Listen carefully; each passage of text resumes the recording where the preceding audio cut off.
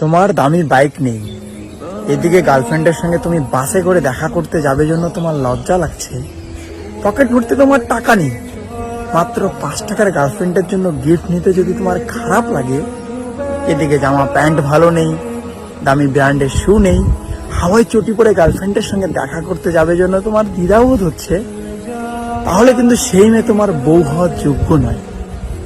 ঠিক তেমনই হাজারো ব্যস্ততার মধ্যে যদি ছেলেটি একটু তোমাকে টাইম না দেয়,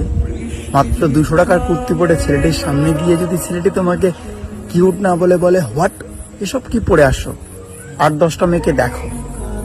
তাহলে কিন্তু সেই ছেলেটিও তোমার বর হওয়ার যোগ্য নয়। আজকাল সুন্দর লুক, জামা কাপড়, পোশাক, খাওয়া দাওয়া, গিফট, এসবের মধ্যে ভালোবাসাটা আটকিয়ে আছে। কিন্তু একটা কথা মাথায় রাখবে, শূন্য পকেটে যে মানুষটি তোমার পাশে আছে, 100তে গিয়েও কিন্তু সেই মানুষটি তোমার পাশে